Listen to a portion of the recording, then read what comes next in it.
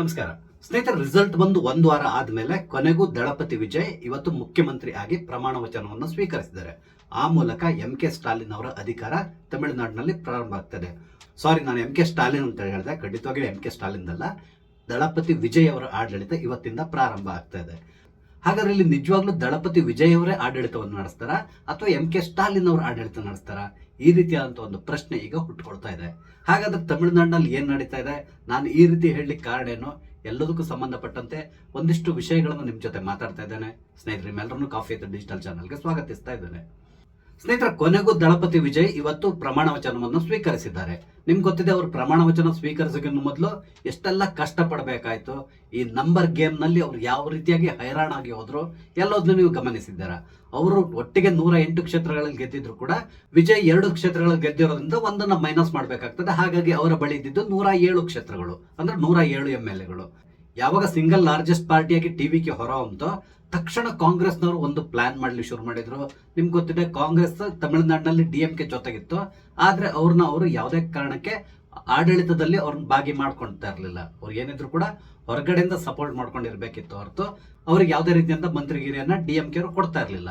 ಆದ್ರೆ ಕಾಂಗ್ರೆಸ್ಗೆ ವಿಧಿ ಇಲ್ಲದೇನೆ ಅವ್ರ ಜೊತೆಗೆ ಇರಬೇಕಾಗಿತ್ತು. ಇಲ್ಲ ಅಂತ ಹೇಳಿದ್ರೆ ತಮಿಳುನಾಡಿನಲ್ಲಿ ತಮ್ಮ ಅಸ್ತಿತ್ವವನ್ನೇ ಕಳ್ಕೋಬೇಕಾಗಿತ್ತು.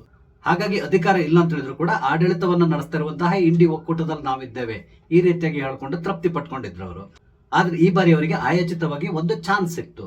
ಇಲ್ಲಿ ಕೆ ಪಕ್ಷಕ್ಕೆ ಬಹುಮತ ಇರಲಿಲ್ಲ. ಹಾಗಾಗಿ ಈ ಬಾರಿ ನಾವು ಅವ್ರ ಜೊತೆ ಹೋದ್ರೆ ಖಂಡಿತವಾಗಿ ನಾವು ಏನೆಲ್ಲ ಹೇಳ್ತೀವೋ ಎಲ್ಲಾ ಡಿಮಾಂಡ್ಗಳು ಕೂಡ ಈಡೇರ್ತದೆ. ಹಾಗೇನೆ ನಮ್ಗೆ ಮಂತ್ರಿಗಿರಿ ಕೂಡ ಸಿಗ್ತದೆ, ಸ್ವಲ್ಪ ರೆವೆನ್ಯೂ ಕೂಡ ಪಕ್ಷಕ್ಕೆ ಸಿಗ್ತದೆ. ಈ ರೀತಿಯಾಗಿ ಯೋಚನೆ ಮಾಡ್ಕೊಂಡು ಕೇಳ್ದೆ ಕೆ ಪಕ್ಷಕ್ಕೆ ನಾವು ಸಪೋರ್ಟ್ ಮಾಡ್ತೀವಿ ಅಂತ ಹೇಳಿ ಅನೌನ್ಸ್ ಮಾಡಿಬಿಟ್ರು. ಹಾಗೇನೆ ವಿಜಯ್ ಒಂದು ಆಶ್ವಾಸನೆಯನ್ನು ಕೂಡ ಕೊಟ್ಟರು. ಇಂಡಿ ಒಕ್ಕೂಟದಲ್ಲಿರುವ ಅಥವಾ ಕೆ ಜೊತೆಗಿರುವಂತಹ ಮಿತ್ರ ಪಕ್ಷಗಳಾದಂತಹ ಲೆಫ್ಟ್ ಪಾರ್ಟಿ ಇರ್ಬೋದು, VCK, ಹಾಗೆ ಮುಸ್ಲಿಂ ಲೀಗ್, ಇವರೆಲ್ಲರ ಸಪೋರ್ಟ್ ಅನ್ನು ನಾವು ನಿಮ್ಗೆ ಕೊಡಿಸ್ತೇವೆ. ಆ ಮುಖಾಂತರ ನೀವು ಸರ್ಕಾರ ರಚನೆ ಮಾಡಲಿಕ್ಕೆ ಬೇಕಾದಷ್ಟು ನಂಬರ್ಗಳನ್ನ ನಾವು ಒದಗಿಸಿ ಕೊಡ್ತೇವೆ. ಈ ರೀತಿಯಾಗಿ ಅವರಿಗೆ ಪ್ರಾಮಿಸ್ ಮಾಡಿದ್ರು. ವಿಜಯ್ ಕೂಡ ಫುಲ್ ಖುಷಿಯಾಗ್ಬಿಟ್ರು. ಓಕೆ, ಕಾಂಗ್ರೆಸ್ನವರು ಈ ರೀತಿಯಾಗಿ ನನ್ನ ಹಿಂದೆ ನಿಂತಿರೋದ್ರಿಂದ ನಾನು ಆರಾಮಾಗಿ CM ಆಗ್ಬಿಡ್ತೇನೆ ಅಂತ ತಿಳ್ಕೊಂಡ್ರು. ಆದ್ರೆ ಮುಂದೆ ಏನೆಲ್ಲ ನಡೀತು ನಿಮ್ಗೆ ಗೊತ್ತಿದೆ, ಅದ್ರ ಬಗ್ಗೆ ನಾನು ಹೇಳಲಿಕ್ಕೆ ಹೋಗಲ್ಲ. ಯಾವಾಗ ಈ ರೀತಿ ಕಾಂಗ್ರೆಸ್ ಆ ಕಡೆ ಶಿಫ್ಟ್ ಆಯ್ತು, ಆಗ ಕೆ ತನ್ನ ಆಟವನ್ನು ಪ್ರಾರಂಭ ಮಾಡ್ತು. ನಿಮ್ಗೆ ಗೊತ್ತಿದೆ, ಮೊದ್ಲಿಗೆ ಅವ್ರು ಏನ್ ಮಾಡಿದ್ರು ಅಂತ ಹೇಳಿದ್ರೆ ಈ ಲೆಫ್ಟ್ ಪಾರ್ಟಿಗಳೇನಿದೆ ಅವುಗಳನ್ನ ಕಂಟ್ರೋಲ್ ಮಾಡ್ಲಿಕ್ಕೆ ಶುರು ಮಾಡಿದ್ರು. ನೀವು ಆ ಕಡೆ ಹೋಗ್ಬೇಡಿ, ಈ ರೀತಿಯಾಗಿ ಅವರಿಗೆ ಒಂದು ಅಡ್ಡಗಾಲನ್ನ ಇಟ್ರು. ಅದ್ರ ಜೊತೆ ನಾವು ಕೆ ಜೊತೆ ಸೇರ್ಕೊಂಡು ಸರ್ಕಾರ ರಚನೆ ಮಾಡ್ತೇವೆ ಅಂತ ಹೇಳ್ಕೊಂಡು ಒಂದು ದಾಳವನ್ನು ಕೂಡ ಉರುಳಿಸಿದ್ರು. ಆದ್ರೆ ಅದು ಅಷ್ಟು ವರ್ಕೌಟ್ ಆಗ್ಲಿಲ್ಲ, ಅದು ಬೇರೆ ವಿಷಯ. ಅಂದ್ರೆ ರಾಜಕೀಯದಲ್ಲಿ ಏನೆಲ್ಲ ಮಾಡ್ಲಿಕ್ಕೆ ಸಾಧ್ಯವೋ ಎಲ್ಲದನ್ನು ಇಲ್ಲಿ ಕೆ ಸ್ಟಾಲಿನ್ ಮಾಡಿದ್ರು ಅಂತಾನೆ ಹೇಳ್ಬಹುದು. ಇಲ್ಲಿ ಕೆ ಸ್ಟಾಲಿನ್ ಅವರ ಪ್ರಮುಖ ಗುರಿ ಯಾವ್ದಾಗಿತ್ತು ಅಂತ ಹೇಳಿದ್ರೆ ಅದು ಕಾಂಗ್ರೆಸ್ ಪಕ್ಷ. ನಿಮ್ಗೆ ಗೊತ್ತಿದೆ, ಇಡೀ ದೇಶದಲ್ಲಿ ಕೆ ಮಾತ್ರ ಕಾಂಗ್ರೆಸ್ ಪಕ್ಷದ ಜೊತೆಗೆ ಮೊದಲಿನೂ ಕೂಡ ನಿಂತಿತ್ತು, ಅವರಿಗೆ ಸಪೋರ್ಟ್ ಮಾಡ್ಕೊಂಡು ಬಂದಿತ್ತು. ಅಂತಹ ಮಿತ್ರನನ್ನ ಆತ ಸೋತಾಗ ಕೈ ಬಿಟ್ಟು ಗೆದ್ದಂತ ಪಕ್ಷದವರಿಗೆ ಇವರು ವಲಸೆ ಹೋಗಿರೋದಿದೆಯಲ್ಲ, ಇದರಿಂದಾಗಿ ಕೆ ಸ್ಟಾಲಿನ್ ಸಿಟ್ಟಿನಿಂದ ಕುದೀತಾ ಇದ್ರು. ಹಾಗಾಗಿ ಅವರು ಕೆ ಪಕ್ಷ ಯಾವುದೇ ಕಾರಣಕ್ಕೆ ಸರ್ಕಾರ ರಚನೆ ಮಾಡಬಾರದು. ಒಂದು ವೇಳೆ ಏನಾದ್ರು ಸರ್ಕಾರ ರಚನೆ ಮಾಡಿದ್ರು ಕೂಡ ಆ ಸರ್ಕಾರದ ಸೂತ್ರ ನನ್ನ ಕೈಲಿರ್ಬೇಕು, ಈ ರೀತಿಯಾಗಿ ಪ್ಲಾನ್ ಮಾಡಿದ್ರು. ಈಗ ಅದರಲ್ಲಿ ಅವರು ಸಕ್ಸಸ್ ಕೂಡ ಆಗಿದ್ದಾರೆ. ಹಾಗಾಗಿ ನಾನು ಪ್ರಾರಂಭದಲ್ಲಿ ಹೇಳಿದ್ದು, ವಿಜಯ್ ಸರ್ಕಾರ ರಚನೆ ಮಾಡ್ತಾ ಇದ್ದಾರೆ, ಆದ್ರೆ ಆಡಳಿತವನ್ನ ಕೆ ಸ್ಟಾಲಿನ್ ನಡೆಸ್ತಾರೆ ಅಂತ ಹೇಳ್ಕೊಂಡು. ಇಲ್ಲಿ ನಾನು ಈ ರೀತಿ ಹೇಳಲಿಕ್ಕೆ ಕಾರಣ ಏನು ಅಂತ ಹೇಳಿದ್ರೆ, ನಿಮ್ಗೆ ಗೊತ್ತಿದೆ, ಕಾಂಗ್ರೆಸ್ ಪಕ್ಷದವ್ರು ಹೇಗೋ ಅಲ್ಲಿ ಚೌಕಾಶಿ ಮಾಡಿ DCM ಪೋಸ್ಟ್ ನ ತಗೊಳ್ತಾ ಇದ್ದಾರೆ ಅಂತ. ನಾನು ಪ್ರಮಾಣ ವಚನವನ್ನು ನೋಡ್ಲಿಲ್ಲ, ಹೊರಗಡೆ ಇದ್ದೆ. ಆದ್ರೆ ನನ್ಗೆ ಗೊತ್ತಿದ್ದ ಹಾಗೆ ಅವ್ರಿಗೆ ಒಂದೆರಡು ಮಂತ್ರಿಗಿರಿ ಕೂಡ ಸಿಗ್ತದೆ. ಹಾಗೇನೆ ಅವ್ರ ಜೊತೆಗಿರುವಂತಹ ಈ ಲೆಫ್ಟ್ ಪಾರ್ಟಿಗಳು ಯಾವುದೇ ರೀತಿಯಾದಂತಹ ಡಿಮಾಂಡ್ ಅನ್ನು ಇಟ್ಟಿಲ್ಲ ಅಂತ ಹೇಳಿ ಹೇಳ್ತಾ ಇದ್ದಾರೆ. ಅಂದ್ರೆ ಸರ್ಕಾರದಲ್ಲಿ ನಮ್ಗೆ ಮಂತ್ರಿಗಿರಿ ಕೊಡ್ಬೇಕು ಈ ರೀತಿ ಕೇಳಿಲ್ಲ ಅಂತ ಹೇಳ್ತಾ ಇದ್ದಾರೆ. ಆದ್ರೆ ಇಲ್ಲಿ VCK ಪಕ್ಷ ಮಾಡಿರುವಂತಹ ಡಿಮಾಂಡ್ ಇದೆಯಲ್ಲ, ಅದನ್ನ ಈಡೇರಿಸಲಿಕ್ಕೆ ಸದ್ಯಕ್ಕಂತೂ ವಿಜಯ್ ಕೈಲಿ ಸಾಧ್ಯ ಇಲ್ಲ ಅನ್ಸ್ತದೆ. ಅವ್ರು ಮೊದ್ಲಿಗೆ ಇಟ್ಟಿರೋದು ಏನಂತ ಹೇಳಿದ್ರೆ ಒಂದು DCM ಹುದ್ದೆನ ನಮ್ಗೆ ಕೊಡಬೇಕು, ಇನ್ನೊಬ್ಬರನ್ನ ಮಂತ್ರಿ ಮಾಡಬೇಕು. ಹಾಗೇನೆ ಮುಂಬರುವಂತಹ ಚುನಾವಣೆ ಅಂದ್ರೆ ಈ ಬೈ ಇಲೆಕ್ಷನ್ ಇರ್ತದಲ್ಲ, ಆ ಸಂದರ್ಭದಲ್ಲಿ ನಮ್ಮ ಪಕ್ಷದವರಿಗೆ ನೀವು ಟಿಕೆಟ್ ಕೊಟ್ಟು ಅವ್ರನ್ನ ಗೆಲ್ಸಿ ಕೊಡ್ಬೇಕು ಅಂತ ಹೇಳಿದ್ದಾರೆ. ಅದಾದ್ಮೇಲೆ ಬೇರೆ ಬೇರೆ ಕೆಲವೊಂದು ಡಿಮಾಂಡ್ ಗಳನ್ನ ಕೂಡ ಅವ್ರು ಇಟ್ಟಿದ್ದಾರೆ. ಅದೆಲ್ಲೋಕೆ ಇವ್ರು ಒಪ್ಕೊಂಡಿದ್ದಾರೆ ಇಲ್ಲೋ ಗೊತ್ತಿಲ್ಲ, ಅದ್ರ ಬಗ್ಗೆ ಮುಂದಿನ ದಿನಗಳಲ್ಲಿ ಗೊತ್ತಾಗ್ತದೆ. ಹಾಗೇನೆ ಇವ್ರ ಜೊತೆ ಸೇರ್ಕೊಂಡಿರುವಂತಹ ಇನ್ನೊಂದು ಪಕ್ಷ ಸೆಕ್ಯುಲರ್ ಪಕ್ಷ ಅನ್ಸ್ಕೊಂಡಿರುವಂತಹ ಮುಸ್ಲಿಂ ಲೀಗ್. ನಾನಿಲ್ಲಿ ಸೆಕ್ಯುಲರ್ ಪಕ್ಷ ಅಂತ ಯಾಕೆ ಹೇಳ್ತಾ ಇದ್ದೇನೆ ಅಂತ ಹೇಳಿದ್ರೆ, ಪ್ರಾರಂಭದಲ್ಲೇ ಕಾಂಗ್ರೆಸ್ ಪಕ್ಷ ಒಂದು ಹೇಳಿಕೆಯನ್ನು ಕೊಟ್ಟಿತ್ತು. ಹಾಗೇನೆ ವಿಜಯ್ ಜೊತೆಗೆ ಒಂದು ಕಂಡೀಷನ್ ಕೂಡ ಹಾಕಿದ್ದಾರೆ ಅಂತ ಹೇಳ್ತಾ ಇದ್ದಾರೆ. ಯಾವುದೇ ಕಾರಣಕ್ಕೆ ಕೋಮುವಾದಿ ಪಕ್ಷಗಳನ್ನ ನಿಮ್ಮ ಜೊತೆ ಸೇರಿಸ್ಕೋಬಾರ್ದು, ಒಂದ್ ವೇಳೆ ಅವ್ರನ್ನೇನಾದ್ರು ಸೇರಿಸ್ಕೊಂಡ್ರೆ ನಾವು ನಿಮ್ಮ ಮೈತ್ರಿಯಿಂದ ಹೊರ ನಡೀತೇವೆ ಅಂತ ಏನೋ ಒಂದು ಕಂಡೀಷನ್ ಹಾಕಿದ್ದಾರಂತೆ. ಇಲ್ಲಿ ಅವ್ರು ಪ್ರಮುಖವಾಗಿ ಹೇಳ್ತಾ ಇದ್ದಿದ್ದು BJP ಬಗ್ಗೆ ಅಥವಾ NDA ಬಗ್ಗೆ. ಆದ್ರೆ ಮುಸ್ಲಿಂ ಲೀಗ್ ಮಾತ್ರ ಇವರ ದೃಷ್ಟಿಯಲ್ಲಿ ಕೋಮುವಾದಿ ಪಕ್ಷ ಅಲ್ಲ, ಅದು ಸೆಕ್ಯುಲರ್ ಪಾರ್ಟಿ. ಇದು ಹಾಸ್ಯಾಸ್ಪದ ಅನಿಸ್ತದೆ.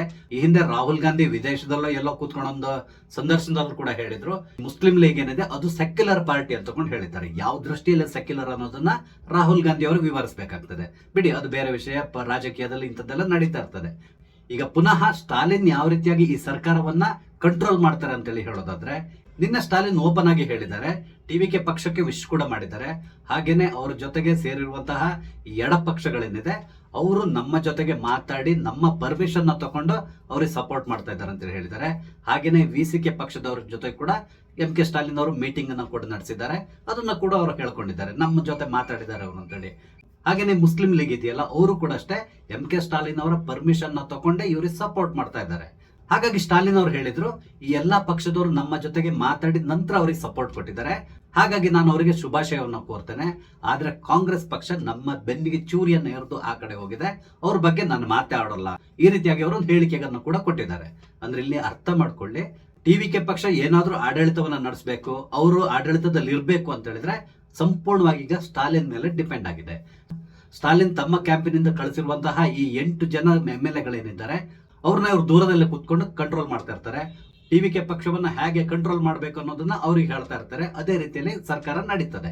ಇಲ್ಲಿ ಸ್ಟಾಲಿನ್ ಅವರು ಈ ರೀತಿ ಮಾಡ್ಲಿಕ್ಕೂ ಕೂಡ ಒಂದು ಪ್ರಮುಖ ಕಾರಣ ಇದೆ. ಅದೇನು ಅಂತ ಹೇಳಿದ್ರೆ, ನಿಮ್ಗೆ ಗೊತ್ತಿರಬಹುದು, ಅಣ್ಣಾಮಲೈ ಅವರು ಈ ಹಿಂದೆ ಸ್ಟಾಲಿನ್ ವಿರುದ್ಧವಾಗಿ ಯಾವ ರೀತಿಯಾಗಿ ಬೀದಿ ಹೋರಾಟಕ್ಕೆ ಇಳಿದಿದ್ರು ಅಂತ ಹೇಳ್ಕೊಂಡು, ಲೋಕಸಭಾ ಚುನಾವಣೆ ಸಂದರ್ಭದಲ್ಲಿ DMK ಫೈಲ್ಸ್ ಅಂತ ಹೇಳ್ಕೊಂಡು ಇವರು ಮಾಡಿರುವಂತಹ ಭ್ರಷ್ಟಾಚಾರದ ಬಹಳಷ್ಟು ಪ್ರಕರಣಗಳನ್ನು ಅವರು ಹೊರ ತಂದಿದ್ರು. ಹಾಗೇನೆ DMK ಪಕ್ಷದಿಂದ ಅವರು ಉತ್ತರವನ್ನ ಕೂಡ ಕೇಳಿದ್ರು. ಆದ್ರೆ ಎಲ್ಲಿಯೂ ಕೂಡ MK ಸ್ಟಾಲಿನ್ ಅದಕ್ಕೆ ಉತ್ತರವನ್ನೇ ಕೊಡ್ಲಿಕ್ಕೆ ಹೋಗಿಲ್ಲ. ಯಾಕಂದ್ರೆ ಉತ್ತರ ಕೊಡುವಂತ ಪರಿಸ್ಥಿತಿಯಲ್ಲಿ ಸ್ಟಾಲಿನ್ ಇರಲಿಲ್ಲ. ಹಾಗಾಗಿ ಇಲ್ಲಿ ಸ್ಟಾಲಿನ್ಗೆ ಒಂದು ಸಣ್ಣ ಭಯ ಕೂಡ ಇತ್ತು. ಅದೇನು ಅಂತ ಹೇಳಿದ್ರೆ, ಒಂದ್ ವೇಳೆ ಇಲ್ಲಿ ಸರ್ಕಾರ ಬದಲಾದ್ರೆ ಆಗ ನನ್ನ ಮೇಲೆ ಇರುವಂತಹ ಈ ಭ್ರಷ್ಟಾಚಾರದ ಕೇಸ್ಗಳು ಏನೆಲ್ಲಿದೆ ಅದೆಲ್ಲದೂ ಓಪನ್ ಆಗುವಂತ ಸಾಧ್ಯತೆ ಇರ್ತದೆ. ಒಂದ್ ವೇಳೆ ಏನಾದ್ರೂ ವಿಚಾರಣೆ ಪ್ರಾರಂಭ ಆದ್ರೆ ಆಗ ರಾಜಕೀಯವಾಗಿ ನನಗೆ ಬಹಳಷ್ಟು ಸಮಸ್ಯೆ ಆಗ್ತದೆ. ಇದು ತುಂಬಾ ಚೆನ್ನಾಗಿ MK ಸ್ಟಾಲಿನ್ ಅವರಿಗೆ ಗೊತ್ತಿತ್ತು. ಹಾಗಾಗಿ ತನ್ನ ವಿರುದ್ಧ ಇರುವಂತಹ ಎಲ್ಲ ಭ್ರಷ್ಟಾಚಾರದ ಕೇಸ್ಗಳು ಓಪನ್ ಆಗಬಾರ್ದು ಅಂತ ಹೇಳಿದ್ರೆ ಟಿವಿಕೆ ಪಕ್ಷಕ್ಕೆ ತನ್ನ ಮುಖಾಂತರ ಒಂದು ರೀತಿಯಾದಂತ ಇಂಡೈರೆಕ್ಟ್ ಸಪೋರ್ಟ್ ಅನ್ನ ಕೊಡಬೇಕು. ಆ ಮುಖಾಂತರ ಈ ಸರ್ಕಾರವನ್ನ ನಾನು ನಿಯಂತ್ರಣದಲ್ಲಿ ಇಟ್ಕೊಂಡ್ರೆ ನನ್ನ ವಿರುದ್ಧ ಇರುವಂತಹ ಯಾವುದೇ ಫೈಲ್ಸ್ ಕೂಡ ಓಪನ್ ಆಗಲ್ಲ. ಯಾಕಂದ್ರೆ ಇಲ್ಲಿ ವಿಜಯ್ನ ಆ ರೀತಿಯಾಗಿ ಆಟ ಆಡಿಸ್ಕೊಂಡಿರ್ತಾರೆ ಇವರು. ಆತ ಏನಾದ್ರೂ DMK ವಿರುದ್ಧ ಮಾತಾಡ್ಲಿಕ್ಕೆ ಶುರು ಮಾಡಿದ್ರೆ ಅಥವಾ ಈ ಹಳೆ ಭ್ರಷ್ಟಾಚಾರದ ಕೇಸ್ಗಳ ಬಗ್ಗೆ ಮಾತಾಡ್ಲಿಕ್ಕೆ ಶುರು ಮಾಡಿದ ತಕ್ಷಣ ಆತನ ಜೊತೆಗಿರುವಂತಹ ಈ 8 ಜನ MLAಗಳೇನಿದ್ದಾರೆ ಅವರ ಮುಖಾಂತರ ಈತನನ್ನ ಬ್ಲಾಕ್ ಮೇಲ್ ಮಾಡ್ಲಿಕ್ಕೆ ಶುರು ಮಾಡ್ತಾರೆ. ಆ ಮೂಲಕ ಈ ಸರ್ಕಾರವನ್ನ ಸಂಪೂರ್ಣವಾಗಿ ತಮ್ಮ ಹಿಡಿತದಲ್ಲಿ ಇಟ್ಕೊಳ್ಳಿಕ್ಕೆ MK ಸ್ಟಾಲಿನ್ ಪ್ಲಾನ್ ಮಾಡಿದ್ರು. ಅದರ ಪ್ರಯುಕ್ತ ಈ 8 ಜನ MLAಗಳನ್ನ ಅವರು ಆ ಕಡೆ ಕಳಿಸ್ಕೊಟ್ಟಿದ್ದಾರೆ. ಅಂದ್ರೆ ಸಪೋರ್ಟ್ ಮಾಡಿ ನೀವು, ಬಟ್ ನಾನ್ ನಿಮ್ಗೆ ಕನ್ಸಲ್ಟೆಂಟ್ ಆಗಿರ್ತೇನೆ, ನಾನು ಏನ್ ಹೇಳ್ತೀನೋ ಅದನ್ನೇ ನೀವು ಮಾಡ್ಕೊಂಡು ಹೋಗಿ, ಈ ರೀತಿಯಾದಂತಹ ಒಂದು ತಂತ್ರವನ್ನು ಅವರು ಹೆಣೆದಿದ್ದಾರೆ ಅಂತಕೊಂಡು ರಾಜಕೀಯ ವಲಯದಲ್ಲಿ ಬಹಳಷ್ಟು ಚರ್ಚೆಗಳು ನಡೀತಾ ಇದೆ. ಅದಲ್ಲದೆ ಸ್ಟಾಲಿನ್ ಇನ್ನೊಂದು ಹೇಳಿಕೆಯನ್ನು ಕೊಟ್ಟಿದ್ರು, ಮುಂದಿನ 6 ತಿಂಗಳವರೆಗೆ ನಾನು ಈ ಪಕ್ಷದ ಬಗ್ಗೆ ಮಾತಾಡ್ಲಿಕ್ಕೆ ಹೋಗಲ್ಲ, ಅವರಿಗೆ ನಾವು ಯಾವುದೇ ರೀತಿಯಾದಂತಹ ತೊಂದರೆಯನ್ನು ಕೊಡಲ್ಲ, ನಾವು ಸಂಪೂರ್ಣ ಸಹಕಾರವನ್ನು ಕೊಡ್ತೇವೆ. ಅಂದ್ರೆ ಡಿಸೆಂಬರ್ ಎಂಡ್ ವರೆಗೂ ಕೂಡ ಈ ಪಕ್ಷಕ್ಕೆ ಯಾವುದೇ ರೀತಿಯಾದಂತಹ ಸಮಸ್ಯೆ ಆಗದ ರೀತಿಯಲ್ಲಿ ನಾವು ನೋಡ್ಕೊಳ್ತೇವೆ. ಸಮಸ್ಯೆ ಅಂತ ಹೇಳಿದ್ರೆ ಬೇರೆ ಏನು ಅಲ್ಲ, ಅವ್ರು ಅದ್ ಮಾಡಿಲ್ಲ ಇದು ಮಾಡಿಲ್ಲ ಈ ರೀತಿಯಾಗಿ ಚುಚ್ಚುತ್ತಾ ಇದ್ರು ಸಾಕು, ಆಗ ಸಮಸ್ಯೆಗಳು ಪ್ರಾರಂಭ ಆಗ್ತದೆ. ಆದ್ರೆ ಇಲ್ಲಿ ಸ್ಟಾಲಿನ್ ಅವರು ಏನ್ ಹೇಳ್ತಾ ಇದ್ದಾರೆ ಅಂತ ಹೇಳಿದ್ರೆ, 6 ತಿಂಗಳ ಸಮಯವನ್ನು ಅವ್ರಿಗೆ ಕೊಡ್ತೇವೆ, 6 ತಿಂಗಳಾದ ಮೇಲೆ ನಾವು ಪ್ರಶ್ನೆ ಮಾಡ್ಲಿಕ್ಕೆ ಶುರು ಮಾಡ್ತೇವೆ, ಈ ರೀತಿಯಾಗಿ ಒಂದು ಹೇಳಿಕೆಯನ್ನು ಕೂಡ ಕೊಟ್ಟಿದ್ದಾರೆ. ಇಲ್ಲಿ ಇಡೀ ದೇಶದ ಜನತೆ ಗೊತ್ತು, ಅದೇ ರೀತಿಯಲ್ಲಿ ತಮಿಳುನಾಡಿನ ಎಲ್ಲಾ ಪಕ್ಷಗಳಿಗೂ ಗೊತ್ತು, ಟಿವಿಕೆ ಪಕ್ಷದ ವಿಜಯ್ ಅನೌನ್ಸ್ ಮಾಡಿರುವಂತಹ ಈ ಫ್ರೀ ಬೀಸ್ ಇದೆಯಲ್ಲ ಅದನ್ನ ಇಂಪ್ಲಿಮೆಂಟ್ ಮಾಡ್ಲಿಕ್ಕೆ ಬಹಳಷ್ಟು ಹೆಣಗಾಡ್ಬೇಕಾಗ್ತದೆ. ಒಂದು ಅಂದಾಜಿನ ಪ್ರಕಾರ ವಿಜಯ್ಗೆ ತಮಿಳುನಾಡಿನ ಬಜೆಟ್ ಗಾತ್ರ ಗೊತ್ತಿಲ್ಲ, ಅದೇ ರೀತಿಯಲ್ಲಿ ತಮಿಳುನಾಡಿನ ಸದ್ಯದ ಪರಿಸ್ಥಿತಿ ಅಂದ್ರೆ ಅಲ್ಲಿ ಫೈನಾನ್ಷಿಯಲ್ ಪೊಸಿಷನ್ ಯಾವ ರೀತಿ ಇದೆ ಅದ್ರ ಬಗ್ಗೆ ಕೂಡ ಅಷ್ಟೊಂದು ನಾಲೆಜ್ ಇಲ್ಲ ಅನ್ಸ್ತದೆ. ಹಾಗೇನೆ ಸರ್ಕಾರಕ್ಕೆ ಇರುವಂತಹ ರೆವೆನ್ಯೂ ಬಗ್ಗೆ ಕೂಡ ಅವರಿಗೆ ಸರಿಯಾದಂತಹ ಮಾಹಿತಿ ಇಲ್ಲ ಅನ್ಸ್ತದೆ. ಹಾಗಾಗಿ ಬೇಕಾಬಿಟ್ಟಿ ಗ್ಯಾರಂಟಿಗಳನ್ನ ಘೋಷಣೆ ಮಾಡಿದ್ದಾರೆ, ಅಂದ್ರೆ ಫ್ರೀ ಬೀಸ್ ನ ಘೋಷಣೆ ಮಾಡಿದ್ದಾರೆ. ಇವರು ಅನೌನ್ಸ್ ಮಾಡಿರುವಂತಹ ಫ್ರೀ ಬೀಸ್ ಏನಿದೆ ಇದನ್ನ ಇಂಪ್ಲಿಮೆಂಟ್ ಮಾಡ್ಲಿಕ್ಕೆ ಕನಿಷ್ಠ 1 ಲಕ್ಷ ಕೋಟಿ ಹಣ ಅವರಿಗೆ ಬೇಕಾಗ್ತದೆ ಅಂತಕೊಂಡು ಹೇಳ್ತಾ ಇದ್ದಾರೆ. ಅಷ್ಟು ಹಣವನ್ನು ಅವರು ಎಲ್ಲಿಂದ ಹೊಂದಿಸ್ತಾರೆ, ಈ ರೀತಿಯಾದಂತಹ ಪ್ರಶ್ನೆಯನ್ನ ಈಗಾಗಲೇ ಹಲವಾರು ರಾಜಕೀಯ ಪಕ್ಷಗಳು ಕೇಳಲಿಕ್ಕೆ ಶುರು ಮಾಡಿದ್ದಾರೆ. ಒಂದ್ ವೇಳೆ ವಿಜಯ್ ಇಲ್ಲಿ ತಾನು ಆಶ್ವಾಸನೆ ಕೊಟ್ಟಂತೆ ಈ ಎಲ್ಲಾ ಯೋಜನೆಗಳನ್ನ ಜಾರಿಗೆ ತರೋದ್ರಲ್ಲಿ ಫೇಲ್ಯೂರ್ ಆದ್ರೆ ತಕ್ಷಣ ಅಲ್ಲಿ ತಮಿಳುನಾಡಿನ ಜನತೆ ಇವರ ವಿರುದ್ಧ ತಿರುಗಿ ಬೀಳ್ತಾರೆ. ಈತನನ್ನ ಅವ್ರು ಗೆಲ್ಸ್ಲಿಕ್ಕೆ ಪ್ರಮುಖ ಕಾರಣ ಏನು, ಒಂದು ಸಿನಿಮಾ ತಾರೆ ಅಂತ ಹೇಳ್ಕೊಂಡು, ಇನ್ನೊಂದು ಆತ ಅನೌನ್ಸ್ ಮಾಡಿರುವಂತಹ ಈ ಫ್ರೀ ಬೀಸ್. ಇದರ ಆಸೆಗಾಗಿ ಅಲ್ಲಿಯ ಜನತೆ ಇವರಿಗೆ ವೋಟ್ ಹಾಕಿದ್ದಾರೆ. ಈ ಫ್ರೀ ಬೀಸ್ ಅಲ್ಲೋದು ಇಂಪ್ಲಿಮೆಂಟ್ ಆಗಿರೋದು ತಮಿಳುನಾಡಿನಿಂದಾನೆ. ನಿಮ್ಗೆ ಗೊತ್ತಿದೆ MGR ಕಾಲದಿಂದನೂ ಕೂಡ ಇದು ನಡ್ಕೊಂಡು ಬಂದಿರುವಂತಹದ್ದು.